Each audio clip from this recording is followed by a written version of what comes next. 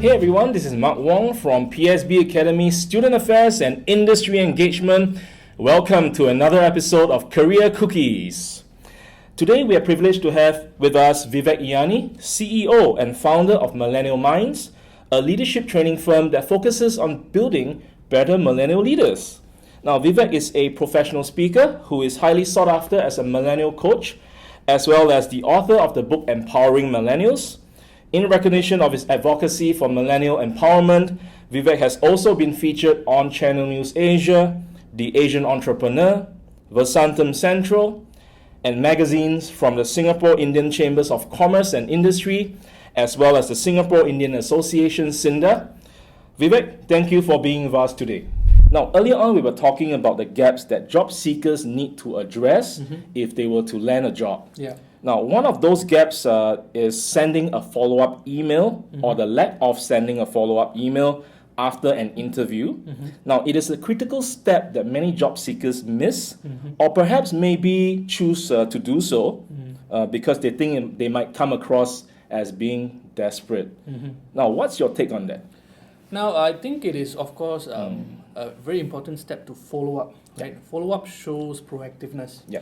And I think that's a very good quality that any employer is looking out for.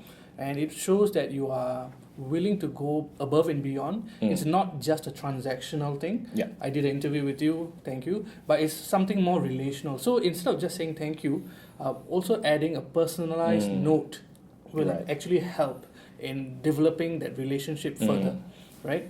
So it is definitely very important to follow up, and it is, especially if you want the job, you need to go out of your way to be the one who remains top of mind with the employer.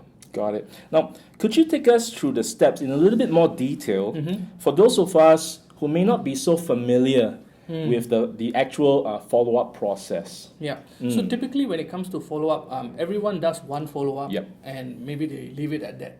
Correct. And that means they don't continuously follow up because they have this fear. Oh, if I follow up too much, they will think that, I'm very desperate. And that's a common misconception that we have amongst a lot of job applicants because you can never follow up too much.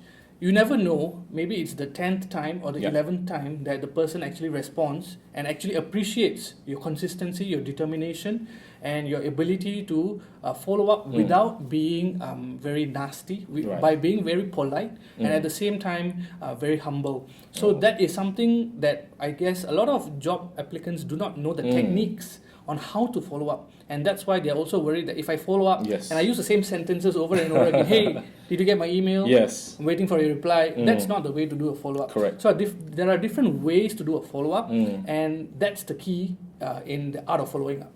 Awesome. Now, what are some of those ways which you just shared that can help the job seekers stand out as part of the follow-up? So the first thing to remember is to never repeat the same way of follow-up.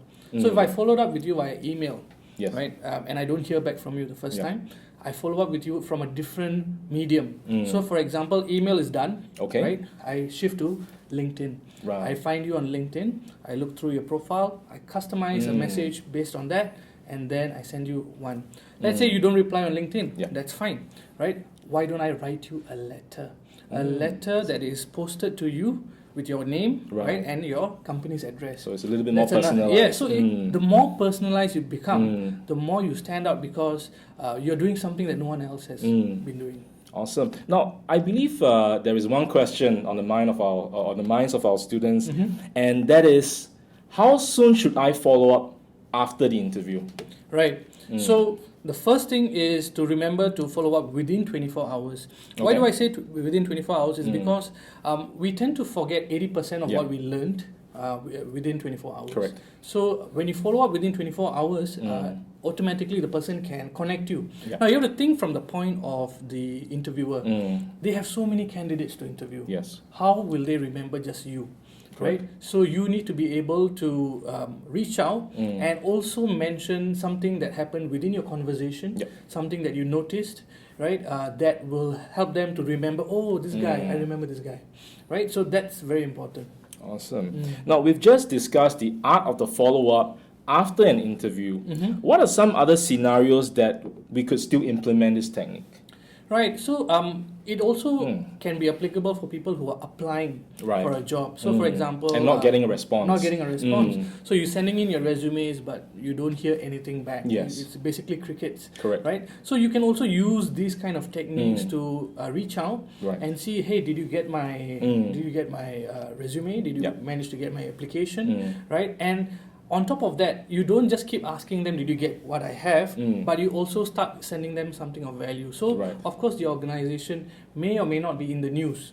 Yes. There will be some kind of topic or news that will be very relevant for them. So being able to find out these kind of articles, videos, something that will be useful for them, and sending it to them, hey, I saw this article and I thought of you. Oh. Hope you enjoy it. So there's a bit of relevancy. Yes, and so not it's relevant random. as well for them. And at the same time, you are very subtly letting them know that, hi, I'm still here. Yes. I'm waiting for some kind of response, but you're not saying it outright. Correct. So I guess that's the key, right? You're saying it without actually saying it. That's awesome. What are some of the resources and tools that you could recommend to job seekers to be much more effective in their follow-up? Okay, so the first thing I would recommend is to have a LinkedIn profile. Okay. And not something that just collects digital dust. It must be something that has, you've written your profile properly, you've filled up all the relevant boxes, you've ticked everything. Make sure your profile is well done. After that, being able to use LinkedIn as a way to reach out to the person, especially when you don't have the person's email address. Okay. Right? So you can always reach out to a person. When you are sending a connection request, you can add a note. And that's your chance for you to write a very short note to reach out to them. So that's one. If you're really hell-bent on finding the email address, there are tools on Google, like the Hunter.io, which will help you to get the email addresses. Now, it's not 100%, but it has a very good effectiveness rate, about 90%, that you'll find the right email address if you know who the person is that you're reaching out for. Of course. Right, so you use LinkedIn to find out who you should reach out to. Yes. If you know that this is the team that I want to reach out to, reach out to everybody in the team, not just the HR person. Right? Be a little bit more enthusiastic about the job. Right? I've heard of stories where the individuals would connect with these people on the teams. So when it came down to a team decision, everyone could recognize one person, and it's that person, who reached out to everyone who's in that team. Right. So Hunter, and there's another thing that if you want to know what are the relevant news that's happening regarding this organization, go to Google Alerts. Google Alerts will give you specific emails saying that, hey, this company has been in the news. Check it out. Right. So you have relevant content to reach out. So there's a reason for you to reach out and say hi. And on top of that, sometimes the problem with us is we forget to follow up. And it's very common. That's one of the key things that students also face. So there are services which you can use to remind yourself to follow up.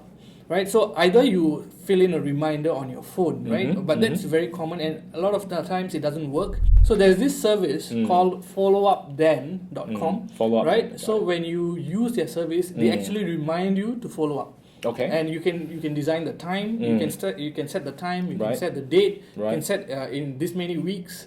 So it actually tells you to follow up with this person, follow up on this thread, and I think that'll be very useful because it's free. And all this is done via an app on your phone? No, you can use it on your laptop as well. Yeah, awesome. Yeah.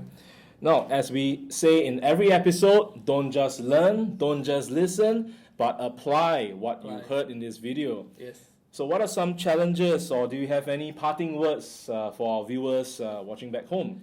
Well, first thing is to have patience. Of course, one of the things is we tend to worry when we don't hear from anyone, but so once you have a system, believe in the system and keep practicing it. So the whole idea is to reach out as many people as you can, so that even if one person is not responding despite your 4 or 5 follow-ups, there will be other people who will be happy to respond. Awesome. It's been a pleasure having you, Vivek. Thank you, Mark. And this has been another episode of Career Cookies, and we hope you'll tune in for more great content from PSB Academy Career Services. This has been Mark Wong. See you in the next episode.